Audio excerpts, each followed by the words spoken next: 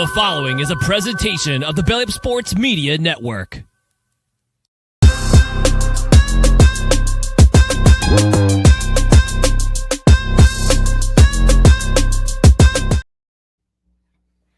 Hello, everyone, and welcome into an all-new episode of the Belly Up Fantasy Live Football Show on the Belly Up Sports Network.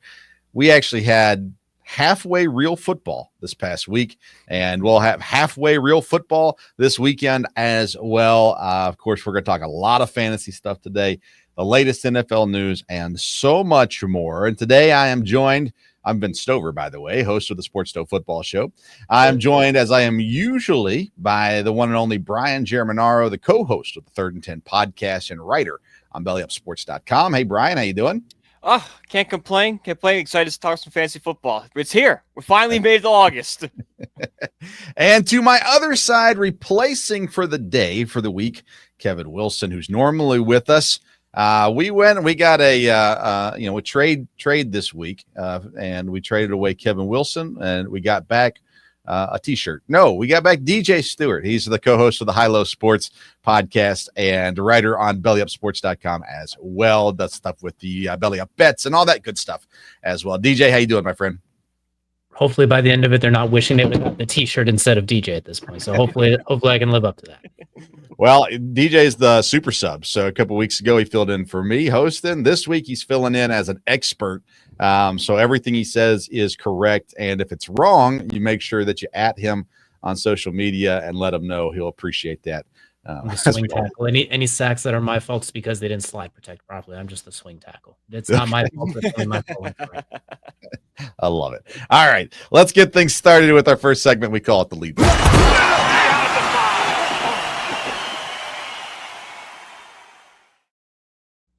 For the lead block this week, what we're looking at is guys we're not talking about enough for the upcoming fantasy football season.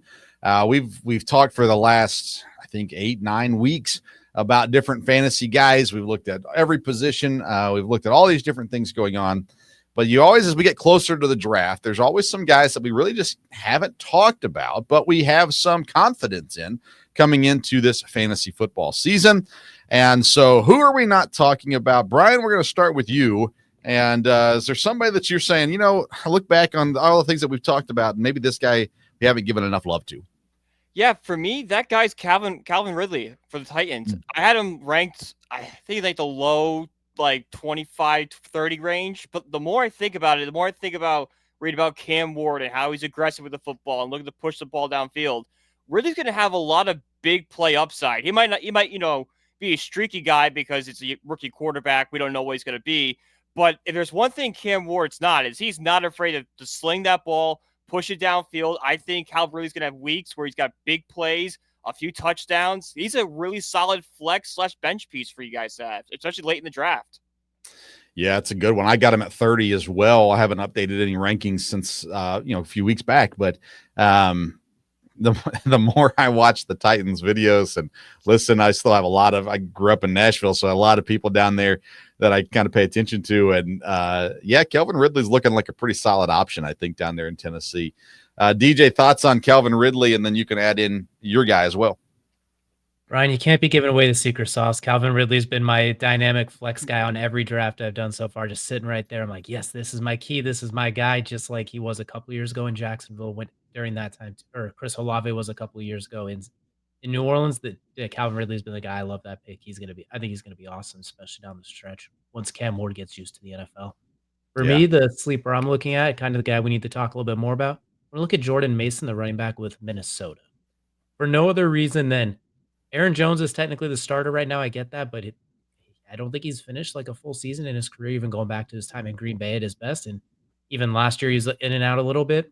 Kevin O'Connell's going to rotate them. He's going to give J.J. McCarthy all the opportunities to throw the ball as little as possible, let him get kind of used to it. Jordan Addison's out for a month, I believe. Now, I think it's 3 or 4 weeks. Justin Jefferson's going to be a game-time decision in week 1 with that hamstring injury. You don't mess with those. You better safe than sorry. They rebuilt that offensive line on the interior with Ryan Kelly, Will Freeze, those type of guys. They're going to look to run the ball. Jordan Mason was awesome last year in spot time for CMC. I know he ended up getting banged up in the whole Kyle Shanahan being a goofball with injuries and rotating running backs just to spite fantasy, the Kyle Shanahan effect. I know that took part in it, but Mason's he's running back 40 right now, or between 37 and 40, and is usually going between 104 and 115. He could easily be an RB2 if you go receiver heavy early. So you end up getting kind of those mid-range running backs. I think he could be very, very productive, and wouldn't be surprised if he's taking the bulk of the touches by midseason. So I think he's a guy we could talk a little bit more about. There's plenty of there's plenty of opportunities in Minnesota, and I think he's going to get a good chunk. Yeah, I like that one. I didn't like the signing because I liked Ty Chandler. And I thought, where they had it set up with Jones and Chandler, I liked Chandler. He was kind of my, last pick of the draft kind of guy that I could throw in there and, just kind of see what happens with him early on, because I felt like he was going to get more carries. Mason comes over, he's going to steal those, no doubt. And, I think you're right. I try to be careful with Aaron Jones because as a Packer fan, I do like Aaron Jones. I was pretty bummed that he went to Minnesota, and as many former Packers have done, whether it's Minnesota or the Bears or the Lions, just to spite the Packers because they didn't get the contract they wanted. And, but I really like Aaron Jones. He's a super guy. He's awesome in the community, all that good stuff. And he's a really good football player when he's on the field. And I think he's past his prime, and I try to make sure I'm not having any, bitterness towards him when I say that. But I think you're right. I think that's a good one. Mason's a good one for sure in Minnesota. I think when you look at these guys, I go with another running back, Ray Davis in Buffalo. James Cook's situation is getting to that point now. Actually, I was talking with my dad today. We have a keeper league, and I encouraged him to keep Cook still, but he's on that edge of, well, how's this going to turn out? How's this going to work? Even with Cook Ray Davis has shown some really good things, but you have this controversy off-season hold-in, all that good stuff. At some point, it's going to get worked out, but I still like Ray Davis's opportunities, especially early in the season, until Cook is like in full-fledged motion at that point. And I think he's sneaky good too, a good person. Again, you're not drafting him in the first 20 rounds, but he's a guy that you can have on the team as a last pick, a waiver wire pickup early in the season to give you some help along the way. So I don't know. How do you guys feel about Ray Davis? Or let's talk about James Cook for a second. How do you feel about James Cook, Brian, and everything that's going on up there in Buffalo? I mean, it's nervous because James Cook was such a big part of their offense last year. He had 18 touchdowns. Losing that kind of production, we only wasn't to do 18 again, but so you would expect some sort of RB1 type production. To lose that, you're now relying more on Josh Allen. I know he's the reigning MVP, but let's not forget, there are games where Allen can just look like that gunslinger, like he throws 3 interceptions, you just kind of throwing your hands up. So if I'm Buffalo, I want to have that security blanket Cooks worked out as soon as possible. DJ, thoughts on James Cook?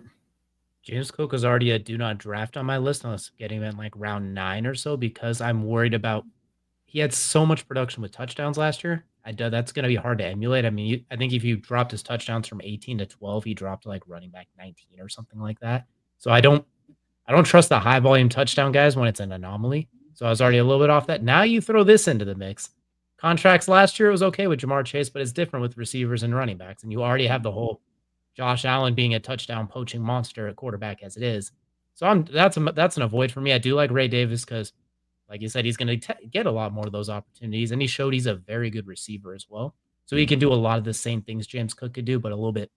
He feels like he's a thicker body too. Like when I see him out there, he's just a wide guy. It feels like when they give him the ball, he fills up the hole instantly. So I like Ray Davis. I think that's a good sleeper pick for sure. And I'm not touching James Cook. Yeah. Cook's a scary one for sure this year. Brian, do you have another guy that we're not talking enough about? Yeah, I don't know what's much of a sleeper, but Dallas Goedert to be just a tight end outside of the big 3. This is a guy that was pretty consistent. 3 of the last 6 seasons, he's had 600 receiving yards, averaged around 3 to 5 touchdown passes. He could be a guy that he's not going to be like, the best guy on your roster, like a guy like Brock Bowers would be, but just someone to bring stability to the tight end position. And I feel like he's kind of getting lost because of, the injuries last year or the Eagles' run-heavy approach kind of working against him. Yeah, and I'm a little just concerned because there's a lot of talk about him getting traded around the draft and things like that too. It didn't happen, of course. He's still there, so ideally, if he's still there, it's still going to be a productive year. I'm wondering if maybe the Eagles have a little bit of a plan to start to work him out a little bit, which scares me a little bit with Goedert. But when he's on the field, he's going to be productive. And, I think that's we're definitely not talking about him right now. So that's a great point. DJ, do you have another guy that we're not talking about? We're going to dig deep into the archives on this one, guys. So I hope you're ready. I'm going to pull this one from the bottom of the draft boards. Basil Tootin, the running back for Jacksonville Jaguars, the Virginia Tech product.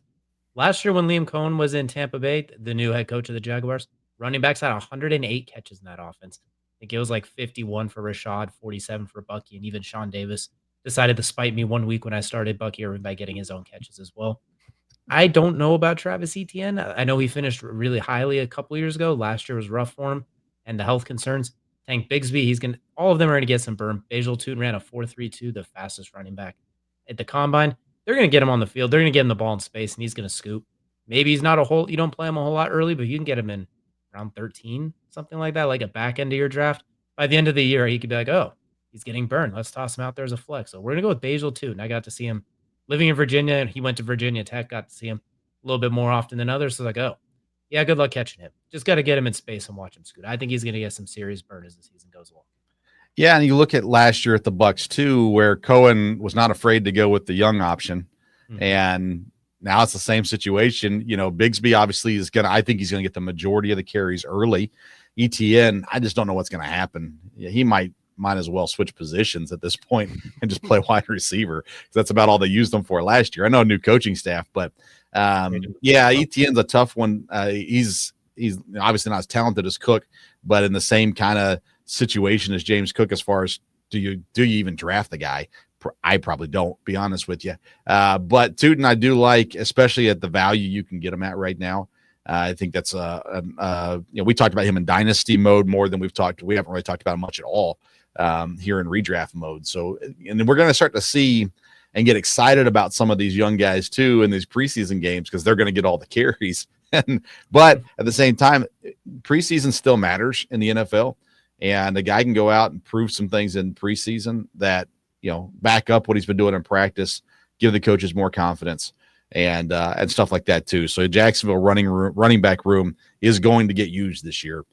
So I like that too. We're going to do a segment on handcuffs at some point, and I think Tootin will definitely fit into that as well.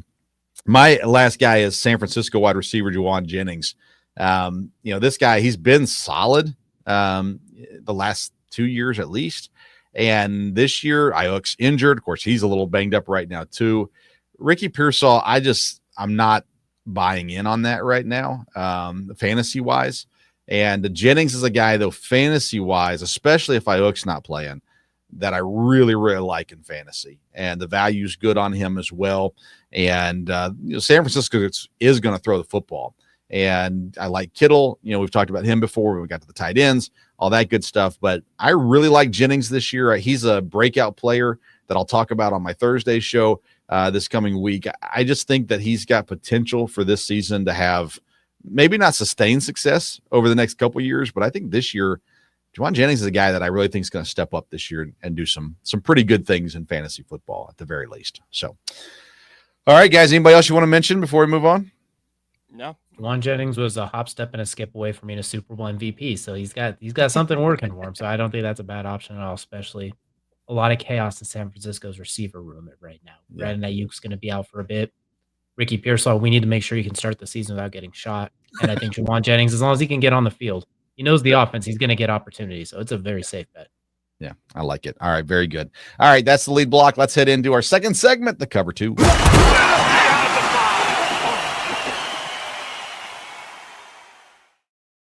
All right, let's talk some NFL news in this segment. I want to start out in Los Angeles with the Chargers. What we all thought was going to happen when Mike Williams retired has finally happened. Keenan Allen signs a one-year contract to return to the Chargers. It kind of makes me chuckle a little bit because you're like, all right, they brought back Mike Williams and Keenan Allen was still out there in free agency, and then Mike Williams retires, and it's like, well, the only obvious choice is Keenan Allen right now out there. He knows somewhat of the offense. I know he didn't play under Harbaugh very long, but knows the offense, knows the quarterback, has a connection, all that good stuff, and they are in desperate need of wide receivers that can actually catch the football. So, DJ, the return of Keenan Allen, let's start from a actual real football perspective, and then you can toss in some fantasy thoughts with it too. And from a real football perspective, it makes sense. It's a guy Justin Herbert knows, just another receiving option, just a quote unquote safety blanket, if you will, someone they could get on the same page with. 3rd and 5. Okay, he's gonna do his weird Keenan Allen crossovers right off the line, his ability to shake people quickly, get open for 6 yards. He's not gonna run away from anybody anymore. He's not gonna break away necessarily, but I think it's just a good, reliable option. It also tells me they're gonna look to maybe open up the offense a little bit more this year too. I know we all talked about Mekdi Becton, Omari and Hampton, them coming in there, Najee Harris. Oh, they're going to run the ball even more. I think they're going to run it less, but it's going to be more effective to open up a lot of play action, a lot of those big passes. So I think it makes the receivers and Justin Herbert a bit more fantasy viable. So I think that's kind of the main thing. I don't love it because him and Ladd McConkey do similar things as far as working inside. I know Ladd could do a little bit of everything. He's that good, but he played a lot inside last year. That's where he did some of his good damage. I don't want them to overlap too much. So I think this means Ladd might play outside more, maybe a fewer targets, but maybe more big plays. I'm curious to see how they integrate him for sure. Where Mike Williams, you're going to stick him at the outside X. He was not going to move, and you're going to throw him alley-oops, basically. His job was simple. So I'm curious how they integrate it, which makes me also think they must love Trey Harris, the rookie receiver they got, who they could play out there, let him be that big play guy, could kind of play on the island. So I'm curious how they're going to utilize them for sure. I'm really curious. I love Ladd McConkey, but it does make me wonder. He's going mid-round 2. Do I love him as arguably my receiver 1 if I take a running back early? That's where it makes me, I don't say reluctant because I'm still taking him in round 2 or 3. It's just like I prefer him as my second receiver as opposed to my first now, I guess, by a twinge. 100%. I look at Keenan Allen. I go, okay, end of the career. I think end of career Larry Fitzgerald, and they don't play the same style, all that kind of stuff, but that role in the locker room, he's got some young receivers there. I think he's willing to kind of mentor those guys a little bit, and a great opportunity there. Kind of basketball had Ray Allen there for the last couple of years of his career. Still talented, can still play, not everything he used to be, but he brings a lot of value to the team. And I think fantasy wise, I'm not drafting Keenan Allen for sure, but it kind of makes me like the other guys, Harris and McConkey, better, having Keenan Allen there versus having Johnson out there as the only other option. So I like it for that, not necessarily for Keenan Allen, but for everybody else a little bit more. Brian, Keenan Allen, back to the Chargers.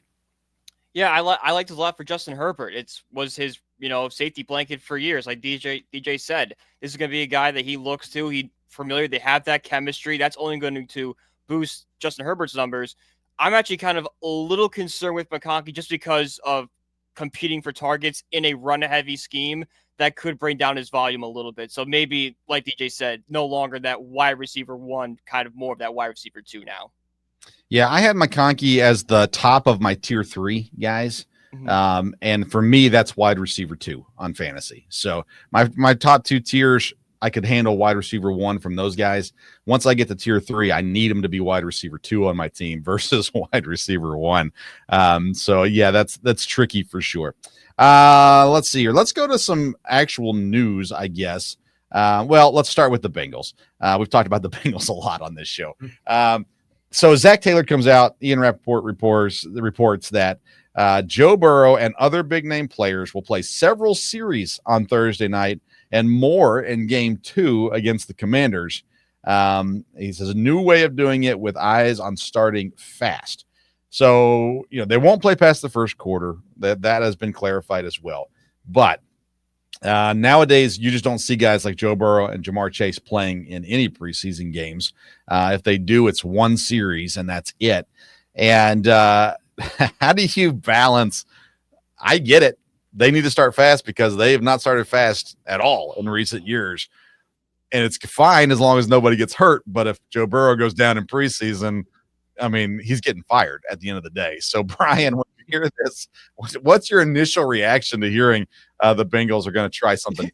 My initial reaction was, is Zach Taylor trying to get fired after seeing everything the Bengals have put him through this offseason? Because this is such a high-risk, I wouldn't say low-reward type situation because, yes, I like the idea of trying to get the guys in midseason form faster, but really, how much is preseason going to get you in that form? You're not facing the top defensive players. You're kind of facing a mix of young guys and second-string players. So is those extra drives in the preseason really going to get this team in that midseason form he wants? This can just blow up in his face so easily for minimum return at best. I just don't get it. We don't get a lot of things with Cincinnati. DJ, when you hear this, you think it's a good idea, bad idea, or you really don't care? This is what happens when you know you're basically fired at the end of this year unless you make some serious noise. You're like, we gotta throw everything at the wall and hopefully it sticks. It's weird because he hasn't, obviously Joe and those guys haven't played in the preseason or due to injuries, mostly due to injuries with Joe especially. Last time I can remember him playing in a preseason game was actually the last time they won a week 1 game, which is the year they went to the Super Bowl in 2021. So, you know what, maybe there's some proof in the pudding, but in Joe's career, he's won 1 week 1 game in 6 years now, I believe it is, and it was at one time. I don't really count his rookie year as much because the COVID season, the shortened preseason, the chaos that came with that. So it's been like 4 straight years of losing out of the gate. So I guess it kind of makes sense. Like, I get it. You're playing the Browns out right away, too, a team that historically gives you trouble because Myles Garrett terrorizes them all the time. But as long as nobody gets hurt, it's a good idea because we see Kansas City does it. But on the same token, the Rams never play any of their guys either. So there's no right or wrong as long as no one gets hurt. That's all. Because if they get hurt in practice, then you're called a dummy for practicing that way. If they get hurt in the game, you're dumb for playing them.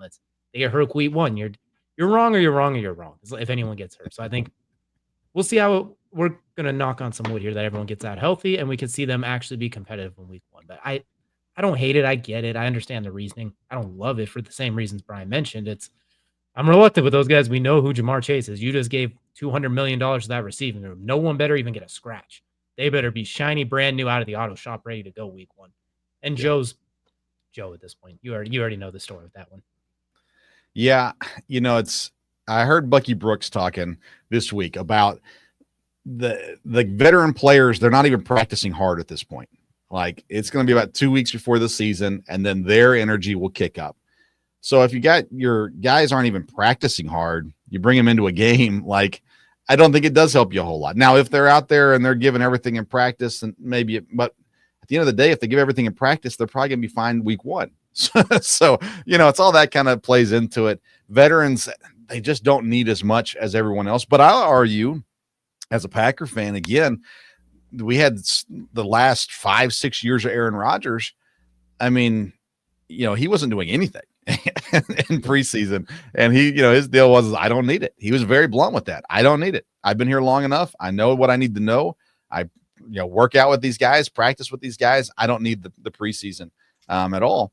And I would say that overall, I would agree with him and Joe Burrow in this case. He has a great connection with Jamar Chase, very good connection with T. Higgins.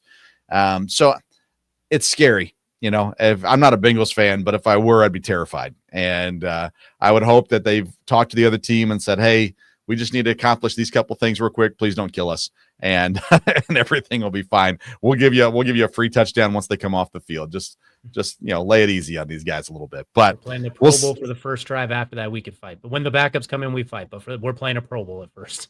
Right. Yeah. So we'll see how it works out. Again, you're right. It's a lose-lose at the end of the day. Unless they win the Super Bowl, it's a lose-lose. And so we'll see how that shakes out.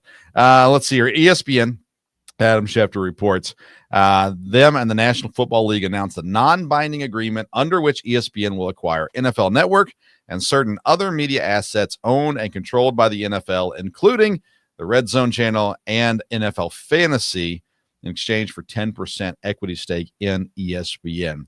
I am currently the old grumpy man that says ESPN is ruining everything sports media right now.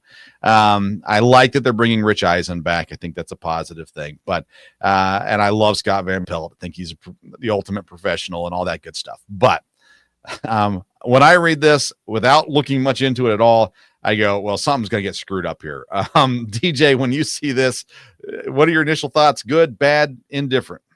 I hate that darn mouse. I hate that dang mouse. They stick their nose everywhere. They take everything. They messed up Star Wars. They messed up Indiana Jones. Now they're coming after NFL Red Zone. I'm tired of it. But in all seriousness, I think as long as it keeps Scott Hansen, like, that's his thing. He's well known. I hope they keep him for that. I won't hate on it too much. Truly hate on it till I see it. But I don't love the direction with how other things have gone recently.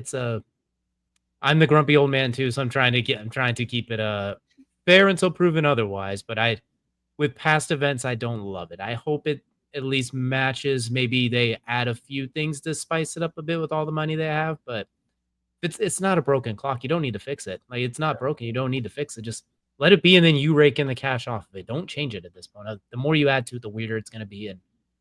And my fingers are crossed, man. I'm really hoping it's not disappointing. I'm so nervous, though. I'm more nervous for this than Joe Burrow playing in the preseason. All right, Brian. So NFL Network, Red Zone, NFL Fantasy, all being acquired by ESPN. Your thoughts? Well, a running joke on this show is how I'm the young statesman of this entire show. And this take of ESPN ruining it is not old man yells at cloud. This is something that across the board, whether you could be 100, you could be 10 years old.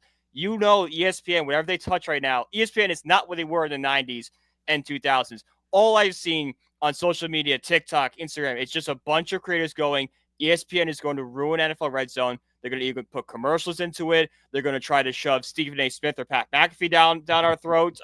See, look, the mere mention of Stephen A. Smith has DJ going crazy over there. And I don't blame him, right? If I see Stephen A. Smith even on NFL Red Zone, I don't know if I can ever recover from that. Yeah. So, I am very, very worried about this whole acquisition. Yeah, I remember the first time they let Stephen A. do a UFC event, and I was like, I'm not watching. I can't do it. And he's not the only one. There are some people on that network right now that when they speak, you don't even know what you're talking about. Like, you haven't taken the time to prepare for what you're discussing. And if you took the time to put the work in, it'd be a whole different story, but they don't. And the guys that do, you can clearly tell. The guys and girls that do, you can clearly tell. And the other people just stand out like a sore thumb. And I'm just not a clickbait guy. I'm not interested in it. And I'm not really a debate guy as far as just yelling and screaming. ESPN did well at it back in the late 90s, especially. But, everyone else tried to copy it, and it just hasn't worked the same. So here's an idea for you, ESPN. If you're going to shake it up, throw in guys like Dan Orlovsky or Mina Kimes as part of Red Zone. Let them get some real breakdown stuff in there. Make it unique, but don't make it the stuff you just mentioned. Like NFL Live is one of their programmers. Like, oh, okay, I like this. I think most people, football fans, agree.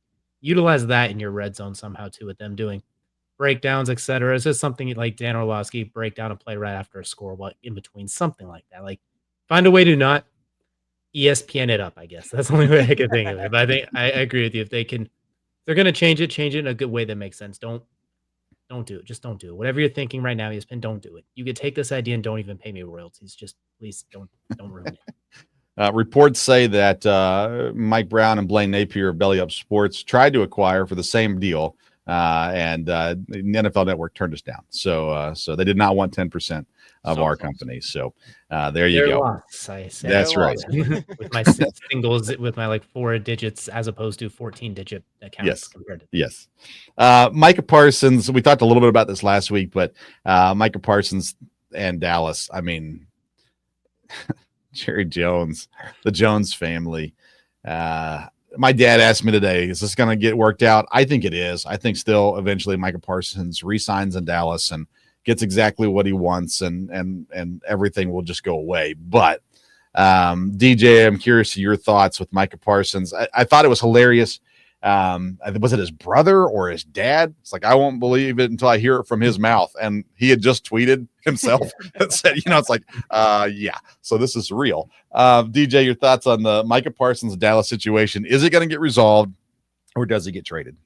I'm in the same boat. I think he's going to get paid either before the start of the season, like right up until that Wednesday before the Thursday opener, something like that. They'll get it worked out. He'll get his $43 million a year or whatever it ends up being at. It'll get worked out. But for fun, for the plot, I'll say if it doesn't get worked out, or just for the sake of being hypothetical and fun, I think some teams to look out for would maybe be somebody like the Raiders or the Chargers, perhaps teams that might be like, you give us that guy to go chase down Patrick Mahomes, and if you're the Raiders, it's like Geno and Ashton Genti, just hold the door. You're the Chargers, like, all right, Justin, even if you make a mistake, we'll go get that guy. So I could see those trades making sense if they can afford it / make the compensation work. But I'm in agreement. The Cowboys will figure it out. Jerry's just going to Jerry. He's probably going to wait a little bit, see if Trey Hendrickson gets signed first, and then maybe like, hey, Trey got $36 million. Miles is 42 or 40. How about we give you 39, Mike? Just Jerry, just keeping up with the Joneses. That's all it is. Well, and that's a great point. If I'm the Bengals, I'm trying to get this deal done with Hendrickson fast because now you're going to have to pay him Micah Parsons money if you're not careful with this. Brian, your thoughts on the situation? I mean, if there's one thing we know about Jerry Jones is he loves to be the center of attention. You don't think he loves that, ESPN where every single sports network is talking about the Cowboys 24/7. I'm pretty sure there's a rift between the two, but this is all hyped up for the drama. I think we see it every offseason. These two sides, whether it be right before the season starts, the week of, these two are going to come together, work out a contract, and we're gonna laugh at this in a couple weeks. Like, hey, remember they were fighting? Yeah. I agree. Let's a couple other quick signings. Teddy Bridgewater coming back, playing for the Bucks. Did he get suspended because of paying his players down there as he was coaching? So he can't coach right now anyhow. So he's going to go play, well, at least get paid to sit on the sidelines in Tampa. Not a bad gig there for him. And then Kyron Williams got paid as well, the running back with the Rams. And my question with this is, does it concern you when a player had a pretty good season last year? We've all got him ranked, decently well. I think I've got him at 14 right now on my list. Does it concern you when guys get paid fantasy-wise, where you go, okay, are they still going to be the same guy that they were before they got paid? Brian, your thoughts on Kyron Williams in Los Angeles? I think it depends on the situation. And in Williams' case, it actually kind of reinsures you that the Rams are going to use him, because if you forget, the Rams have drafted a running back the past 2 years. So there were questions of, well, is Williams still going to be that kind of like volume guy, or are they going to go switch more to running back by committee? This contract just kind of reinsures that, hey, yes, Williams will be a big part of his offense. We're not going to give that kind of contract to somebody we don't think is going to be out there producing for us. So it just inspires confidence in me that Williams got paid. Yeah, and I actually heard Jacquez Hunter, the guy they drafted this year, the Rams really, really like and have a plan for. So Blake Corum, drafted last year. They're a different style of running backs, Hunter and Corum. Neither one of them, I don't think, are going to sniff Kyron Williams at this point. DJ, thoughts on the Kyron Williams signing? What worries me about Kyron Williams is his knack for throwing the ball on the ground out very consistently when he gets tackled. That's more of my concern with him, and that he's been, especially last year, he was very touchdown dependent, especially early in the season. And if Stafford's banged up, I don't know if how long this back issue is going to carry with him. I mean, he's an old 37 years old. This carries into the season. He's not able to play a lot. That makes Kyron's job a lot harder, because Matthew Stafford makes that whole ship go. He opens things up a lot for him. So I don't know if he can run into those brick walls of 9-man boxes, 8-man boxes, where they're like, all right, Puka and Devontae are scary, but Stetson Bennett back there doesn't worry us. So whoever's going to be, or Jimmy Garoppolo, whoever it might be. So I'm happy to see him get paid. And when there's not a holdout involved or a giant rift, that's when they get paid. I'm like, cool, we got this done like adults. This is great. I don't have a concern. But my concerns with Kyron are completely separate of the contract. Yeah, Stetson Bennett, if he doesn't win that backup job, I'll be shocked. Especially once they sign Devontae Adams. I just can't see Jimmy Garoppolo being the guy they go to when Stafford goes down, because they don't like each other very much. And Garoppolo is just not. He's not there anymore. I would put him behind Joe Flacco right now. I think Jimmy Garoppolo's done, but nonetheless. Is there anyone that's had a stranger career than Jimmy Garoppolo, where you never really knew if he was good or not? Yeah, very true. In the league for 12 years or something, was the highest paid player in the league at one point, but we still don't know actually how good he was. Yeah. All because of the Tom Brady injury. The rest of his career was made off of that situation right there. And it was Deflategate that got him. Oh, you're right. 2.5 games, which he got hurt during the film. Yeah. And Garoppolo, looked good. There was the rumor that Belichick wanted Garoppolo, and Tom said get rid of him, and they did. And he's kept getting paid, but he hasn't played a ton since the San Francisco days, at the very least. All right, that's it for the cover two. We'll have more news next week. We'll keep you up to date on everything that's going on in the NFL world. But let's head into my favorite segment of the show, the read option.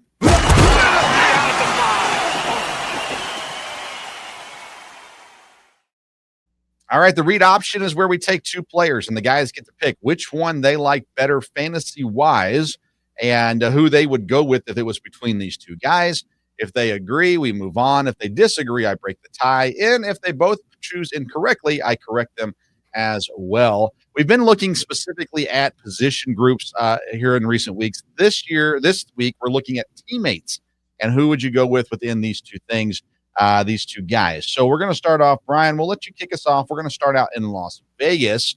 Who you betting on, Ashton Genti or Brock Bowers? Both of these guys, young. We know more about Brock Bowers NFL-wise right now. Of course, he's the top-ranked tight end. A lot of people have him going in round 2. And then Ashton Genti, he's one of the top running backs. We've got him in the top 4. At least me and Brian do. And so we like him a lot. But when you get into the draft, you're looking at the values. You're looking at who else is available down the road, all that kind of stuff. You got to choose between Genti or Bowers in your fantasy draft. Who are you going with, Brian? I'm going with Brock Bowers, and it's simply because the running back position is so much deeper than the tight end position. Like, we have running backs. I look at my rankings. If you pass on Genti, you still have guys like Henry, Taylor, Jacobs, Irving, Cook, Kamara, Hall, Williams, all guys that could be have a running back 1 type season, all coming after Ashton Genti. We look at tight ends outside of, McBride and Laporta. It's a lot of question marks. You don't really know. So your lineup is so much deeper with that established starting tight end than it is with a running back that you can get kind of anywhere in that kind of top 5. All right, DJ. Ashton Genti, the running back. Brock Bowers, the tight end. Who are you going with? What's funny is if you're in like a 10 or 12 man league and you're at the back end and you on the swing pick, you get both of these guys. That's not a bad haul either way. Normally, I don't like to double up on players that don't stack very well, but in this case, why not? But I'm going to stick with Brock Bowers as well. He's just such a premium player at his position. Like, he is tight end 1 or 1B, depending on with him and McBride. And then the gap with tight end gets so big after those top 3 or 4 if you throw in Kittle. Then after that, the drop off is pretty thick before you get to Hawkinson and some of those guys. So I think there's a bit of a premium there, a difference maker. You can get a huge advantage over the rest of your league there. Love Ashton Genti. We just haven't seen him even play an NFL snap yet. So there's a touch with it there. And Brock Bowers was awesome last year with Gardner Minshew and Aiden O'Connell at quarterback. Now you're giving him Geno Smith, an arguable top 12 quarterback. Yeah. You had a linebacker as your head coach last year, a great linebacker. But now you actually have Pete Carroll, a legit solidified head coach. There's such a massive upgrade there. So I'm going to go with Brock Bowers. It just makes too much sense. All right. I can't argue with you guys. I would have gone with Genti personally because of what you just mentioned with the coaching staff. They love their running backs. And I think I have Genti as top 4. I've got Bowers as 1, of course, and tied in. I think that you might be able to get Genti and McBride or Laporta in the next round as well as a possibility. It depends on your strategy, of course. I think you win either way. I think if you got Bowers. Bowers is the correct answer, says Kevin Wilson. He says, hey, I don't have time for the show, but I'll tune in and make sure that you guys are talking nice about my Seahawks, who got rid of Geno Smith, and watch him go win a Super Bowl in Las Vegas. That would be fun times for sure as well. We did have another comment in there as well, and now they keep coming. Nathan Nguyen, who also said, hey, Vince, can't do the show. So let me just sit and watch and comment instead. But do you believe in Daniel Jones, Vince? I know Brian does. We talked about that previously. No, definitely not. Make Nathan's life hell on Thursday. and he goes with Brock Bowers as well, which lets us know we should probably all go Ashton Genti instead of Brock Bowers if Nate's going Brock Bowers. So, all right, guys. All right, there you go. Let's go to number 2 here, and we'll start with DJ on this one. We're going to Kansas City on this one. We've talked a lot about Patrick Mahomes in the last couple of weeks on this show, and maybe his losing value as a quarterback in fantasy football. So I want to throw up his wide receiver 1, Xavier Worthy. At least I consider him wide receiver 1. Some people may disagree. But Xavier Worthy or Patrick Mahomes. So DJ, who you taking in that pairing of the wide receiver, Xavier Worthy, or the quarterback, Patrick Mahomes? This one's tough for me because a few weeks ago on our show, I said that when we did some sleepers, Xavier Worthy is one of my sleepers. And part of that was because I think the Star Wars numbers are going to return to Kansas City this year. I think they're going to start lighting it up through the air again. I think we're going to see maybe not the full 50 touchdowns again, but I think we'll see a little bit of resurgence as opposed to the tomfoolery, is what we'll call their offense the last few years. It was like came down to 60-yard laterals sometimes and just other weird stuff. But I'm going to go with Xavier Worthy because of the positional value receiver. I think they're both going to be significantly better. I think Xavier Worthy is going to look a lot like Eagles' Deshaun Jackson. This year, I think he's going to get involved a lot with some of those big plays, the end arounds, the screens, and yards after catch. Just a lot of the weird stuff Andy likes to cook up. We're going to see a lot Xavier used with a lot of that, especially without Rashee Rice early on. Hopefully Hollywood Brown doesn't get his entire chest shattered again and have to miss the entire season.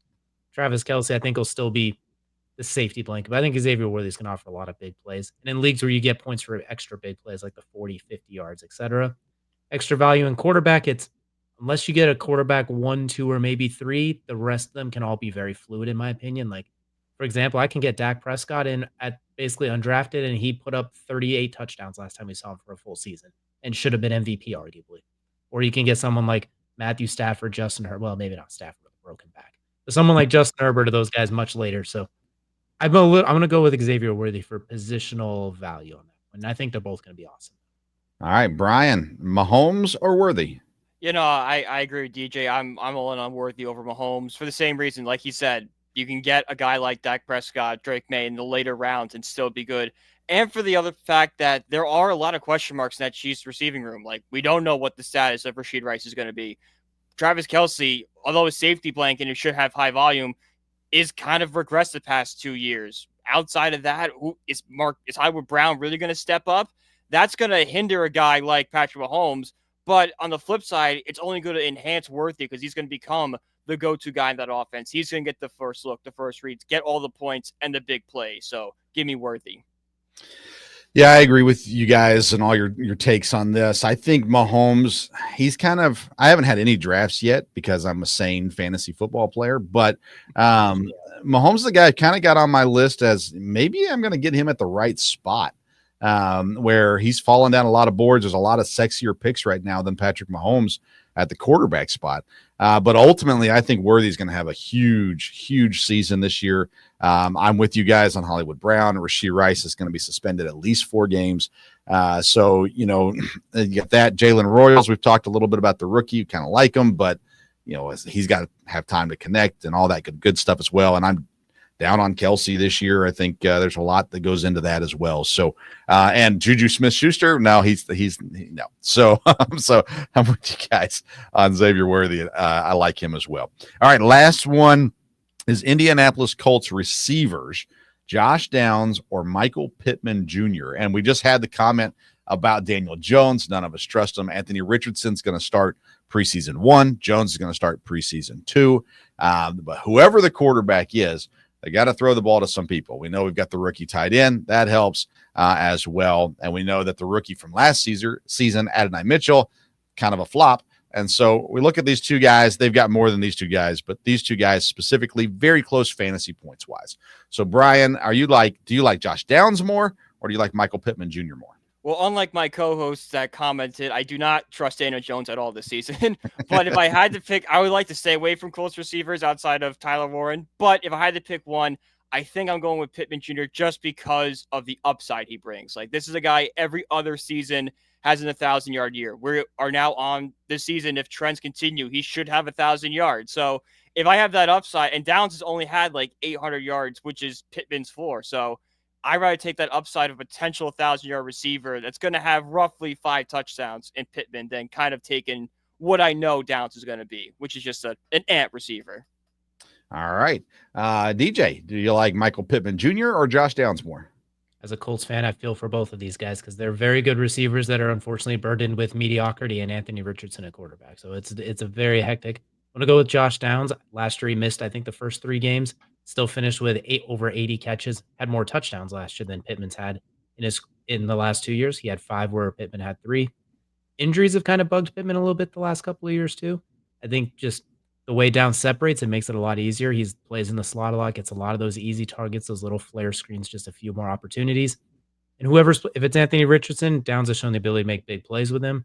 If it's Daniel Jones, who you don't trust to throw the ball more than 6 yards or trip over a blade of grass, he's going to catch a lot of those little checkdowns as well. So I'm going to go with Josh Downs, but in the same vein, if I'm going to take either one of these guys, it's going to be late, and it's going to be kind of a flyer pick, like, okay, my backup flex. I'm going to go with Josh Downs. I think the upside's a little bit higher, but I think they're going to finish at a very similar spot because there's not going to be a lot of completed forward passes for this team the way it's looking right now. They're going to be Unless great. Tyler Warren starts taking the snaps like he did at Penn State, then maybe he'll complete some passes, but it's not looking good. He probably will. He's all better for than it. your options. I'm all for The Colts, ultimately, I think you want Alec Pierce if you're going to pick a Colts receiver. These two guys, though, are more similar than where Alex Pierce numbers were. That's why we didn't mention him in this exercise. I like Pittman a little bit better in this situation, but I'm not drafting either of these guys, to be completely honest with you. I do like Alec Pierce a lot in Indianapolis, even with the bad quarterback situation. His numbers are crazy. If you go back and look, led the team in yards and touchdowns, and he had 69 targets. That is 42 less than Pittman had last year. Targets, not catches, targets. That is 38 less than Downs had last year. And yet he still led the team in yards and touchdowns. So Pierce is the Colts receiver to get. But Pittman and Downs, again, late draft, maybe even waiver wire, depending on how your draft goes, how many teams you've got, all that kind of stuff as well. We are scared. We've talked about the quarterback situation in Indianapolis. I still like Jonathan Taylor a lot, and I'd like Tyler Warren a fair amount fantasy-wise this year too, but the quarterback situation is terrifying in Indianapolis. We just take Drew Aller out of Penn State and just throw him in Indianapolis. Just forego the draft next year. Just come in as a free agent. Just complete a forward pass. Just give me something there. Anthony had arguably the best throw of the season last year, that 62-yard bomb to Alec Pierce in week 1, and it was pure downhill from there. He went from the throw of the season to benched for a 45-year-old. It's just that, gosh, the roller coaster is chaotic. You got tired. Got to check out. He's tired, yeah. And you know what? Kevin Wilson was tired this week, checked out. We get DJ, and it's just all downhill. All right, that's the read option. Let's head into our final segment in the red zone.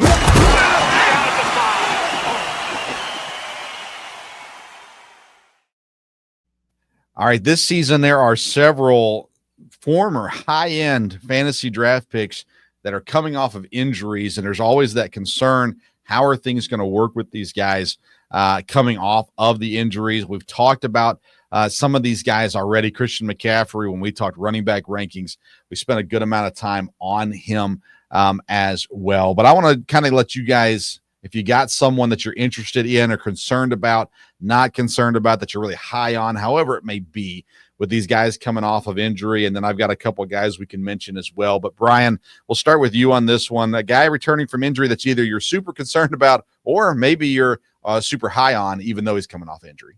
Well, I know we have him listed, but I'm just going to say Christian McCaffrey because I know you and Kevin have him very low. Forgot where DJ had him ranked, but for me, I had him as still like a borderline top 10 running back just because he had the same surgery that George Kittle had a couple years ago, and we've seen Kittle be able to stay on the field. So I don't think the future is bright for Christian McCaffrey, but I think you could get 1 to 2 more solid seasons of him being good production. Okay. DJ, a guy that you're either concerned about because he's coming off an injury, or you're thinking, hey, I might get a steal because he's coming off an injury. His value's dropped, whatever it may be. I'm super high on him still. Who do you want to talk about? I know he's kind of on the list already, and it's going to people are start getting the wrong ideas about my fandom here, but based on me saying this name multiple times in a single episode, but I'm going to go with Dak Prescott. Yeah. I mean, off the injury, I'm not worried to touch. If I can't get a great quarterback, he's a guy I have no problem just ignoring quarterback to like round 12. If I can snag him. Got a week 10 bye week, which is, I know people don't really care about bye weeks until they stack up, but I always keep track of them. Very underrated time frame because you're not worried down the playoffs. He gets a quote-unquote break right before fantasy playoffs.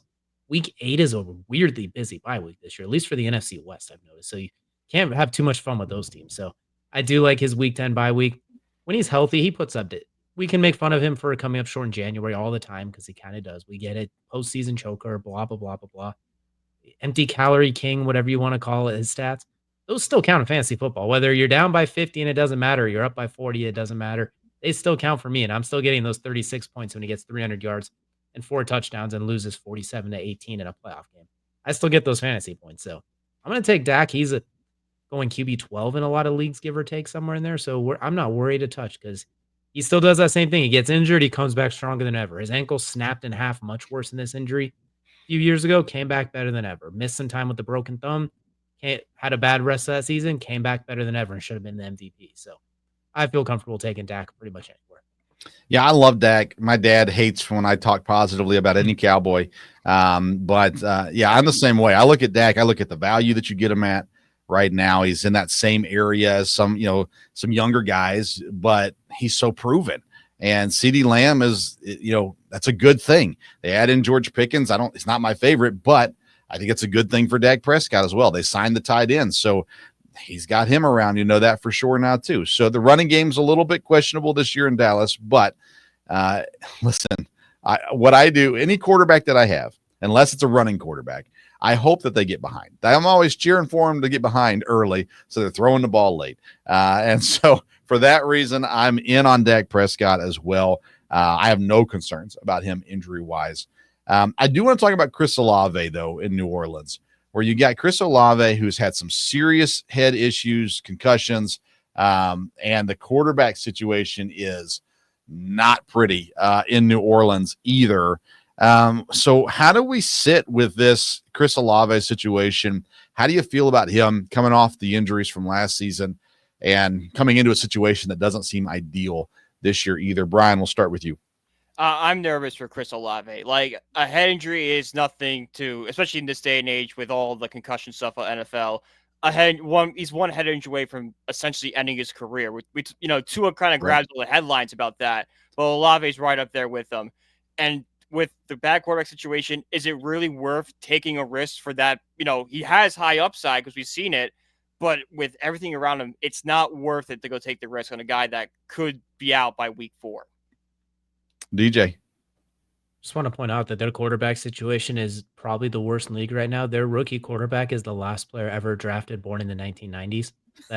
He's like the 7th. He's not even the 8th youngest quarterback in the league right now or something like that. Like, he's older than Anthony Richardson, CJ Stroud, Bryce Young, Cam Ward, Caleb Williams, Drake May. I think even Jaden Daniels. I think the only one of recent that hasn't beat is Bo Nix, who's also a senior citizen by young quarterback standards.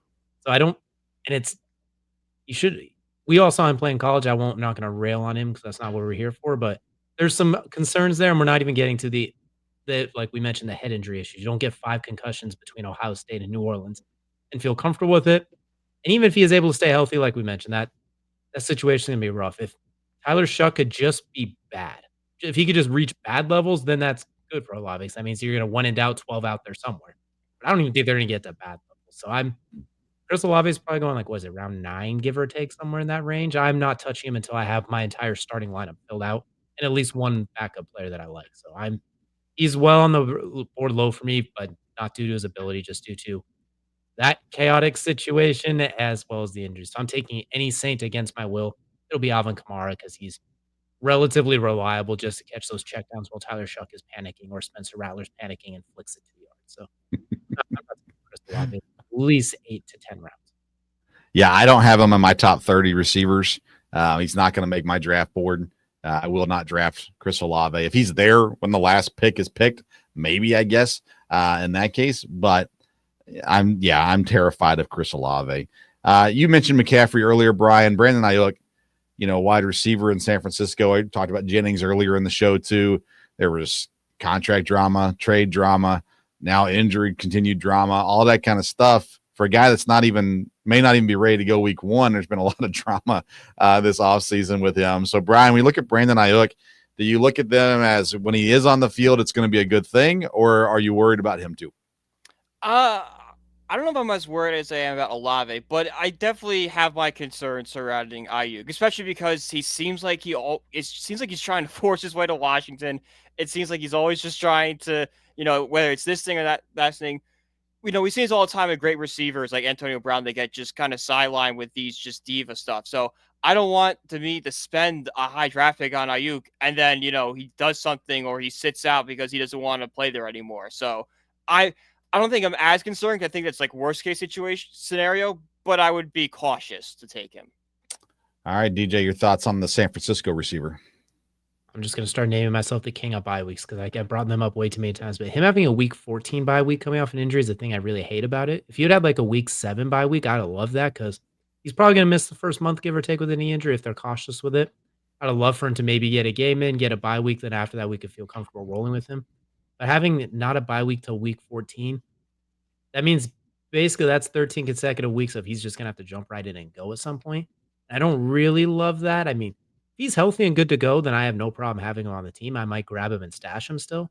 But just coming off a knee injury for someone who's so explosive like he is too, so violently in and out of his breaks, the way he just takes off, I'm I'm nervous. He's another one. I'm filling out my starting lineup and a couple of backups first, and then I'll look into it the stash. But I'm in the same vein of not as bad as Olave, where I'm terrified, but I'm nervous, and I don't love having a Week 14 bye week is basically a fantasy football playoff first round bye week, Yeah. depending on how the league's scheduled. I don't love that for a guy coming off an injury. Now Week 14.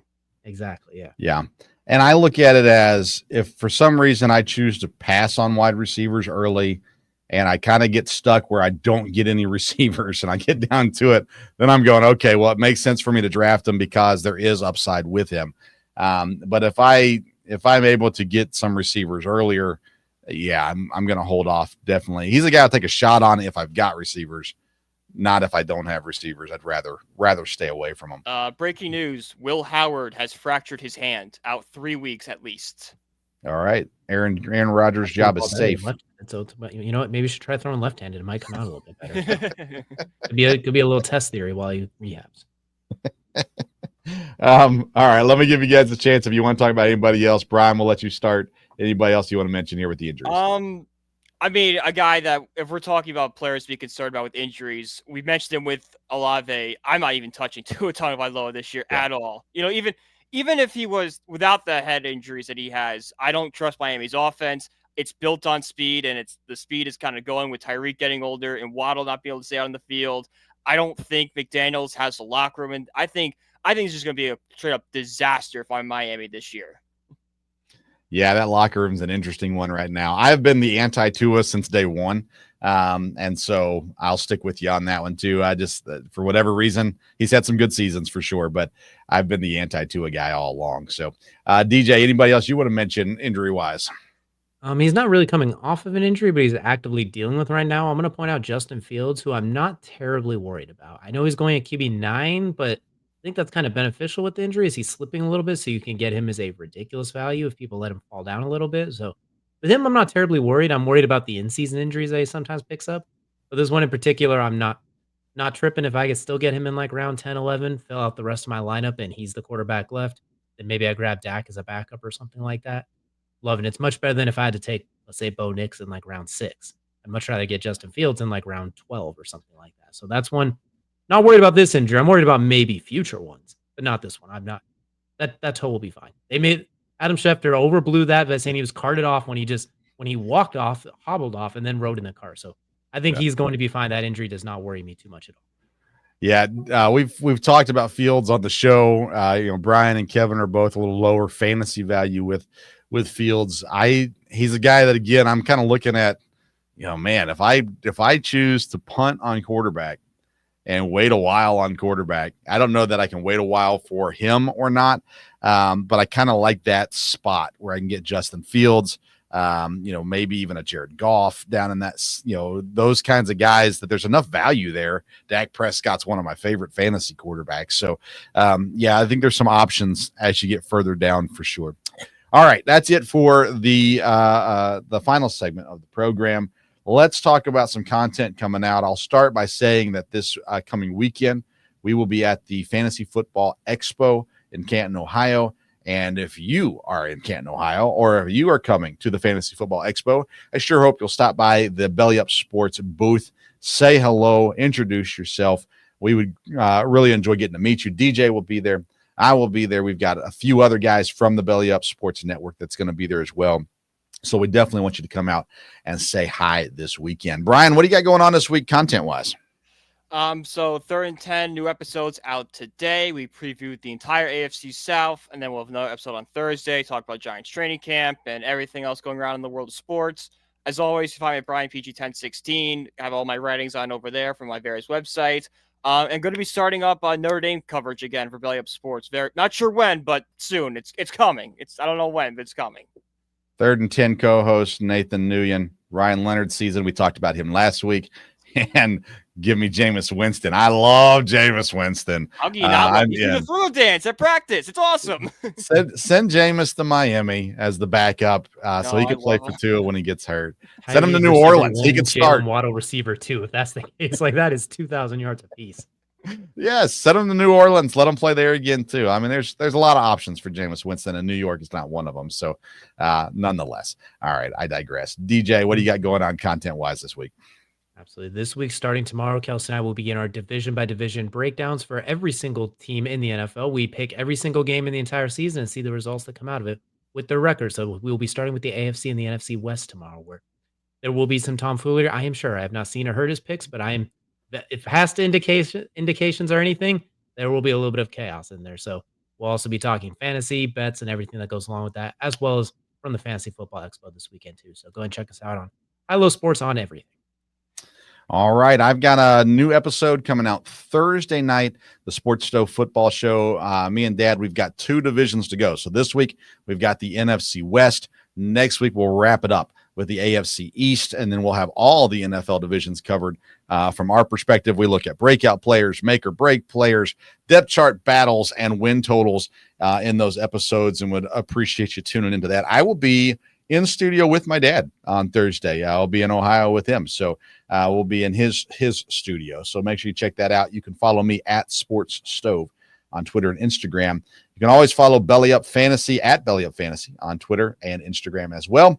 And of course, the website, bellyupsports.com. All your greatest and latest articles are available there, including our normal, I don't know what to call him, expert. There we go. Kevin Wilson. He's got an article that he just posted today of where to watch football this weekend. All the games listed there, how you can find them on your TV this weekend. All right. He's Brian Germinaro. He's DJ Stewart. I'm Vince Stover. We sure appreciate you tuning in to this edition of the Belly Up Fantasy Live Football Show. Happy drafting. We'll see you next week.